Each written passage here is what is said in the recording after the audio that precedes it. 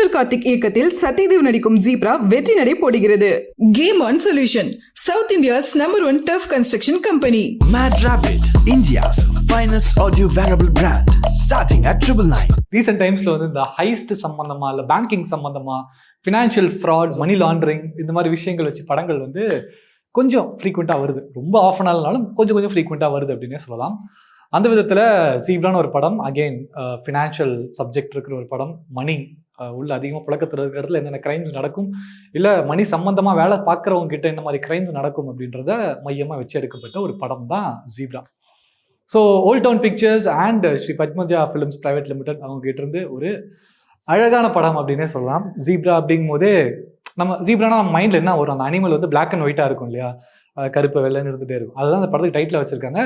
It's Ed again ஒரு heist சம்பந்தமான ஒரு படம்னாலும் ஹைஸ்ட் சம்பந்தமாக வந்துடும். மணி லாண்டரிங் இருக்குன்னா அதுவும் இருக்குது, கேம்பிளிங்னா அதுவும் இருக்குது. அதுக்கு முன்னாடி ஒரு பொலிட்டிக்கல், ஒரு ஃபினான்ஸ் பாலிடிக்ஸில் இந்த மாதிரி ஒரு கதை களத்தை கிரியேட் பண்ண போகுது அப்படின்றதுமே அதில் இருக்குது.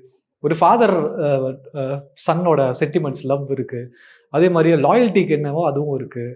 இன்னொன்று, லவ்வுக்காக ஒரு பாய் ஃப்ரெண்ட் எந்த லெவலுக்கு போவான், அம்மா பையன் சென்டிமெண்ட்டுன்னு எல்லாத்தையும் சேர்த்து வச்சு கம்ப்ளீட்டாக குக் பண்ணி ஒரு அழகான ஒரு ரெசிபியாக நம்மள்கிட்ட கொண்டு வந்து கொடுத்த படம் தான் ஜீப்ரா. சத்யதேவ், தனஞ்சயா, பிரியா பவானி சங்கர், சுனில், சத்யராஜ் சார், இன்னும் நிறைய பேர் நடிச்சிருக்கு. இந்த படம் ரீசெண்டாக பார்த்து முடிச்சதுக்கப்புறமா edge of the seat thriller அப்படின்னே சொல்லலாம். ஏன்னா ஸ்க்ரீன் பிளே அவ்வளோ ஸ்பீடாக போயிட்டே இருக்கும். ஒரு இடத்த கட் பண்ணிட்டு ஒரு சாங் போயிட்டு நம்ம பண்ணலாம் அப்படின்னு ஏதாவது இருக்கா அப்படின்னா பாட்டு இருக்குது, ஆனால் அது படத்தோட ட்ராவல் பண்ணுற மாதிரியான பாட்டாக தான் இருக்குது.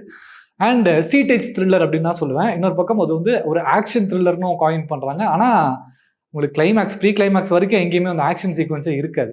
படம் ஃபாஸ்ட்டாக போயிட்டே இருக்குமே தவிர எங்கேயும் அந்த ஆக்ஷன் சீக்வன்ஸ் இருக்காது. பொதுவாக நம்ம ஹரிசர் படங்கள்லாம் பார்த்தோம் அப்படின்னா ஒரு 4 ஜீப் வெடிக்கும், 4 இடத்துல ஃபயர் ஆகும், ஹீரோ ஓடிட்டே இருப்பார், வில்லனை துரத்திட்டே இருப்பார், ஒரு கேட் அண்ட் மவுஸ் கேம் இதுதான் இருக்கும். இதை வச்சே ஸ்க்ரீன் பிளே ஃபாஸ்ட்டாக கொண்டு போயிட்டே இருப்பாங்க. ஆனால் ஒரு இன்டெலெக்சுவலான ஒரு ஸ்க்ரீன் பிளேவை, ஒரு இன்டெலெக்சுவலான ஒரு கதையை ஃபாஸ்ட்டான ஸ்க்ரீன் பிளே எப்படி கொடுக்குறது அப்படின்றதுக்கு Zebra would be a notebook example அப்படின்னு தான் நான் சொல்லுவேன்.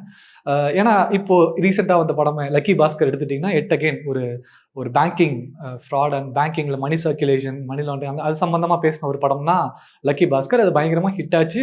அதில் எல்லாருக்குமே ஒரு கேள்வி வந்தது என்னன்னா, எவ்வளோ காசு எடுத்துகிட்டு போகிறான், உள்ள பேங்க்ல சிசிடிவி கேமரா இருக்காதான், மாட்ட மாட்டாங்களா அப்படிங்கும்போது நிறைய பேர் இப்போ சினிமாவில் ஒரு டெம்ப்ளேட்டாக அதை எடுத்துக்கிறது என்னன்னா 1992 1990s நடக்கிற மாதிரி கதையை காட்டிடுவாங்க. ஏன்னா அந்த காலகட்டத்தில் சிசிடிவி கிடையாது, மாட்டிக்க மாட்டாங்க, அந்த கேள்வி வராதுன்றதுக்காகவே அந்த டைம் லைனை அங்கே வச்சிடுறாங்க. ஆனால் ஜீப்ரா படம் அதெல்லாத்தையும் உடச்சி வந்த ஒரு ஸ்க்ரீன் பிளேவாக நான் பார்க்குறேன். ஏன்னா கரண்டாக 2024 இருக்கிற டெக்னாலஜிஸ், பேங்கிங் செக்டரில் இருக்கிற டெக்னாலஜிஸ் வச்சு ஒருத்தன் உள்ள லாட்ல இருந்த ஒரு வால்ட்ல இருந்த காசை வெளியே எடுத்து ரொட்டேஷன் விட்டு நெக்ஸ்ட் எப்படி கொண்டு போய் வைக்கிறான் அப்படின்றது இது ஒரு படத்தோட பார்ட் ஆஃப் த ஸ்டோரி தான். ஸோ அதுவே ஒரு மிகப்பெரிய சேலஞ்சாக இன்டெலெக்சுவலாக ஹேண்டில் பண்ணியிருக்கிறாங்க என்டிஆர் மூவி டீம் அப்படின்னு சொல்லணும். So first compliment Eswar Karthik, movie director அப்படிங்கும்போது எங்கே ஆரம்பிக்கணும், எங்கே அந்த படத்தை முடிக்கணுன்றது ரொம்ப அழகாக அவரோட விஷனில் இருந்திருக்கு அப்படின்னு தான் சொல்லணும்.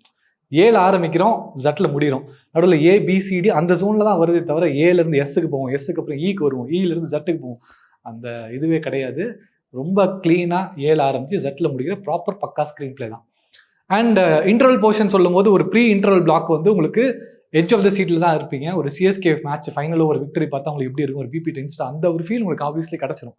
அதே மாதிரி கிளைமேக்ஸ் போர்ஷன், ப்ரீ கிளைமேக்ஸ் ஒரு 2 நிமிஷத்துக்குள்ளே என்ன வேணால் நடக்கலாம். ஒரு 2 நிமிஷம் தான் டைம் இருக்குது. அதுக்குள்ளே ஒருத்தனோட வாழ்க்கை எப்படி வேணால் வரலாம், இன்னொருத்தனோட வாழ்க்கை முடிஞ்சிடும். அப்படிங்கும்போது அந்த 2 நிமிஷம் இவ்வளோ க்ரூஷியலான மொமெண்ட்டில் அந்த 2 நிமிஷத்தை எக்ஸாஜரேட் பண்ணுறதும் எலிவேட் பண்ணுறதுக்காக ஸ்க்ரீன் பிளேல எவ்வளோ இன்டென்ஸான ஒரு மேக்கிங் இருக்கணும்ல, அந்த இன்டென்சிட்டியை ரொம்ப அழகாக காட்டியிருக்கிறாங்க இந்த movie team. Especially Eswar Karthik ரொம்ப அழகாக அதை மேனிபுலேட் பண்ணி அழகாக காட்டியிருக்காரு அப்படின்னு தான் சொல்லணும். ஸோ இந்த கேரக்டர்ஸ் அப்படின்னு பார்க்கும்போது லீட் சத்யதேவ் பண்ணியிருக்காரு அண்ட் தனஞ்சயா 2 பேருமே இருக்காங்க. ஒரு பாயிண்ட் வரைக்கும் தனஞ்சயா வில்லனா காட்டிகிட்டே வருவாங்க. ஒரு பாயிண்ட்டுக்கு அப்புறம் 2 பேருமே சேர்ந்து யோர் மை பிரதர்ன்ற ஜோன் ஒன்று கிரியேட் ஆகும்ல, ரொம்ப ரேண்டமாக பிரதர்ன்ற ஜோன் கிரியேட் ஆகாமல் அது எப்படி கிரியேட் ஆக போகுது அப்படின்றது தான் அந்த இடத்தோட மேஜிக் அப்படின்னே சொல்லணும். ஸோ பிரியா பவானி சங்கர், ஸோ அவங்கள பற்றி பேசணும்னா பொதுவாகவே அவங்க மேலே ஒரு குற்றச்சாட்டு இருக்குது. அப்படின்னா பிரியா பவானி சங்கர் நடித்தாலே அந்த படம் நல்லா இருக்காது, நல்லா ஓடாது அப்படின்னு. ரீசெண்ட் டைம்ஸில் அந்த அதுக்கு அவங்களே பதிலும் சொல்லியிருக்காங்க. ரீசெண்ட் டைம்ஸில் அந்த எல்லாத்தையும் உடச்சி தள்ளி அவங்க பண்ணுற படங்கள் ஹிட் ஆகுன்ற பேச்சு கொடுத்துட்டு இருக்காங்க. டிமாண்டி காலனி 2 ஒரு எக்ஸாம்பிள், இன்னொரு எக்ஸாம்பிள் ஜீப்ரா அப்படின்னே சொல்லலாம். சும்மா எட்டனதர் ஒரு கிளாமர் கோஷன்ட்டாக வந்துட்டு மட்டும் போகாத ஒரு heroine Priya Bhavani Shankar. Not too much of exposed, அந்த மாதிரி ஒரு கேரக்டர் அவங்க கிடையவே கிடையாது. ரொம்ப இன்டென்ஸான ரோலுக்கு இம்பார்ட்டன்ஸ் இருக்கக்கூடிய படங்களாக ஹேண்ட் பிக் பண்ணி எடுக்கக்கூடிய ஒரு நபர் தான் பிவிஎஸ். அதே மாதிரி இந்த படத்தில் ஒரு ஹைஸ்ட் நடக்குதுன்னா அந்த ஹைஸ்ட்டுக்கு சும்மா வெளியே இருந்து என் பாய் ஃப்ரெண்டை நான் மோட்டிவேட் பண்ணுறன்றது மட்டும் அவங்க வேலை கிடையாது. அவங்களும் இறங்கி வேலை செஞ்சுருக்காங்க. அந்த ஹைஸ்ட்டில் ஒரு 3 பேர் சேர்ந்து ஒரு பேங்க்கை ராபரி பண்ண எப்படி இருக்கும், அந்த ராபரிக்குள்ளே இருக்கிற இன்டென்சிட்டி என்ன அப்படின்றது படத்தினுடைய மிகப்பெரிய கரு அப்படின்னு சொல்லலாம். ஸோ படத்தோட இன்ட்ரெஸ்டிங்கான ஒன்லைன் எனக்கு வந்து ரொம்ப ஃபேசினேட்டடாக சிரிப்பாக இருந்தது. மல்டிபிள் பிளாக்ஸ் உள்ளே இருந்தாலும், மல்டிபிள் ஸ்டோரி லைன்ஸ் படத்தில் இருந்தாலும் ரொம்ப பேசிக்காக ஒன்லைனாக எடுத்தோம்னா, பிரியா பவானி சங்கர் வந்து சத்யதேவ் அவர்களோட கேர்ள் ஃப்ரெண்ட். படத்தில் அவங்க ஒரு தப்பு பண்ணியிருப்பாங்க. பிரியா பவானி சங்கர் இன்னொரு பேங்க்கில் வேலை செய்வாங்க, சத்யதேவ் ஒரு பேங்க்கில் வேலை செய்வார். பிரியா பவானி சங்கர் ஒரு தப்பு பண்ணிடுவாங்க அந்த பேங்க்கில். ஸோ கேர்ள் ஃப்ரெண்ட் ஒரு பிரச்சனையில் மாட்டிக்கிட்டாங்களே அப்படின்றதுக்காக அந்த கேர்ள் ஃப்ரெண்டுக்கு ஹெல்ப் பண்ணுறதுக்கு சத்யதேவ் வருவார். கேர்ள் ஃப்ரெண்டுக்கு ஹெல்ப் பண்ணுறதுனால இவர் என்னென்ன பிரச்சனைகளை மாட்டிக்கிறாருன்றதான் கம்ப்ளீட்டாக படத்தோட கதையே.